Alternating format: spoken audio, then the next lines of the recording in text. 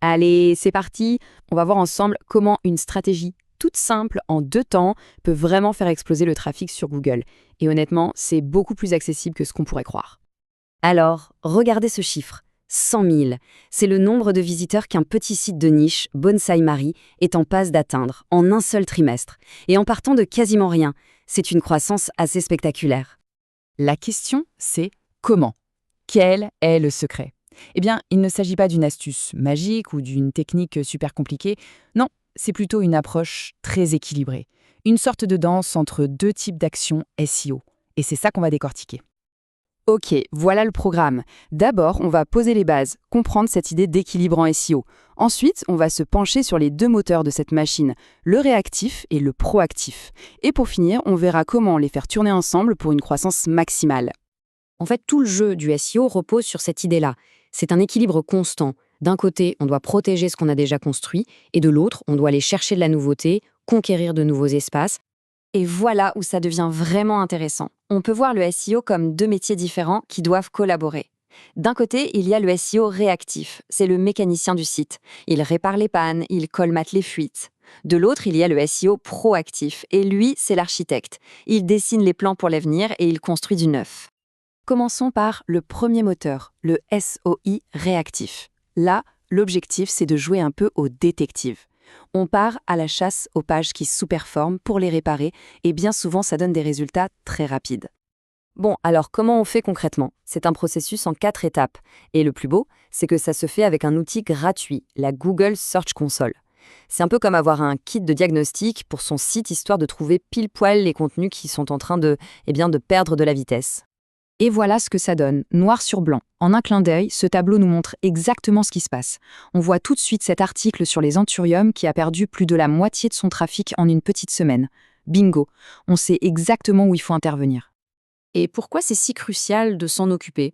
Parce que laisser traîner des pages faibles, ce n'est vraiment pas une bonne idée. Pour Google, ça peut être un signal négatif pour tout le site. En gros, les mauvais élèves peuvent tirer toute la classe vers le bas. Un des coupables et les plus fréquents, c'est ça. Une intro un peu molle, un peu générique.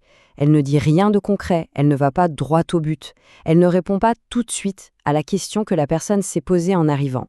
Souvent, la solution est toute simple. Il suffit de remplacer cette intro par quelque chose de beaucoup plus direct, factuel, qui donne une information utile dès la première phrase. Immédiatement, l'article devient plus pertinent, à la fois pour le lecteur et pour Google. Et une fois que les modifications sont faites, il y a une dernière chose, super importante, à ne pas oublier.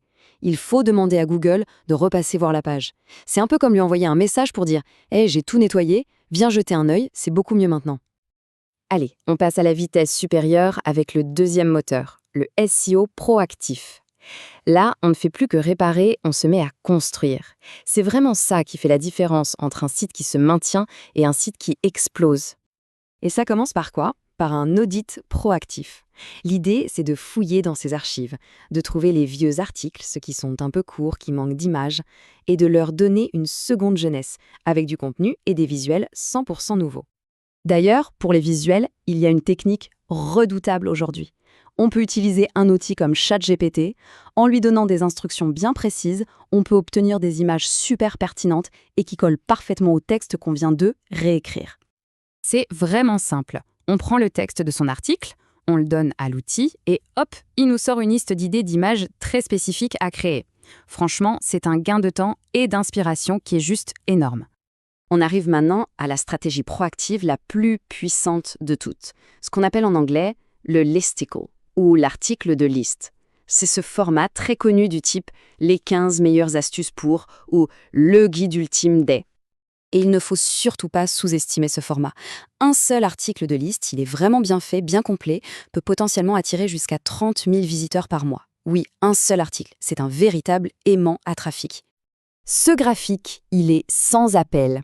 Il montre l'écart, non, le gouffre qu'il y a entre le potentiel d'un article classique et celui d'un article de liste bien conçu. On ne joue tout simplement pas dans la même cour. Mais alors, pourquoi ça marche aussi bien ? Eh bien, parce que cet article de liste, il ne vit pas tout seul, il agit comme un hub, une sorte de garde-triage. Il présente un sujet en largeur, puis il envoie les gens vers des articles plus détaillés. Il encourage les visiteurs à creuser, à s'enfoncer plus profondément dans le site. Et c'est là qu'on arrive au cœur du sujet, vraiment. Le truc, c'est qu'aucune de ces stratégies ne fonctionne vraiment bien toute seule, en isolation. Non, la vraie magie, la vraie puissance, elle vient quand on fait tourner les deux moteurs en même temps. Le succès sur le long terme, c'est exactement ça. C'est ce double mouvement perpétuel. D'un côté, on répare sans cesse les petites fissures pour protéger ce qu'on a déjà, et de l'autre, on construit méthodiquement, brique par brique, la croissance de demain. Et ça nous laisse avec une dernière question à méditer. Toutes ces petites améliorations, toutes ces corrections au quotidien, est-ce qu'elles s'inscrivent dans un plan plus grand? La finalité, est-ce de juste améliorer un site web ou de construire un véritable actif numérique? Quelque chose qui prend de la valeur tout seul, jour après jour.